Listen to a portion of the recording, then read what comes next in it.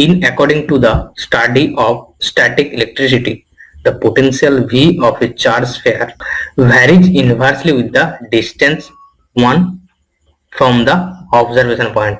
Okay, तो ये है आंसर 112 का। देखिए तो no load current of a transformer has low magnitude and small power factor, ये भी बहुत बार डिस्कस हो चुका है ये एमसीक्यू।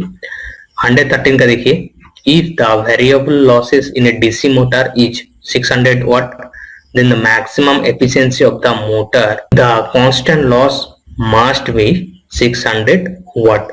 the maximum efficiency के लिए क्या होता है, वेरिएबल लॉस इक्वल टू होता है कांस्टेंट लॉस, तो ये भी 600 watt होगा।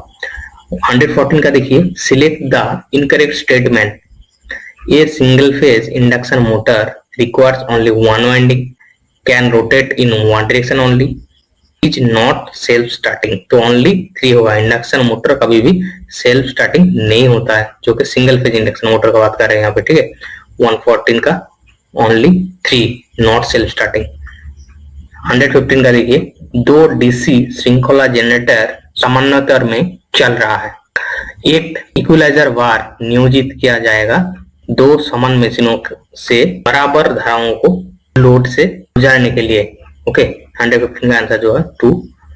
116 का देखिए, stator winding in the repulsion motor improves power factor and regulate speed effectively, ठीक है। 116 का आंसर है 2। 117 देखिए, the energy meter used in home is an example of integrating instrument, ठीक है। एनर्जी मीटर जो है इंटीग्रेटिंग इंस्ट्रूमेंट है। 118 का देखिए, damper winding and pony brake are method of starting of synchronous motor, ठीक है। 118 का है सिंक्रोनस मोटर। 119 का देखिए, a single phase 3 wire AC system is made up of 2 conductor wire and 1 neutral, ठीक है। 2 कंडक्टर वायर एंड 1 न्यूट्रल। 120 देखिए, in a transformer the applied voltage leads the no load current by an angle of 75 degree. 121 देखिए, a corona effect in transmission can be detected by hissing sound, faint luminous glow which is blue in color, presence of ozone which is detected by odor। तो इसमें सारा option correct है 1 2 3, तो इसलिए यहाँ पे answer only 1 2 and 3। 122 the theorem is applicable only to two sources directly connected in parallel, it is not applicable where there are resistance element between the sources, this theorem is Millman's theorem। Okay, circuit theory से आया Millman's theorem का यहाँ पे जो statement है वो बता दिया है।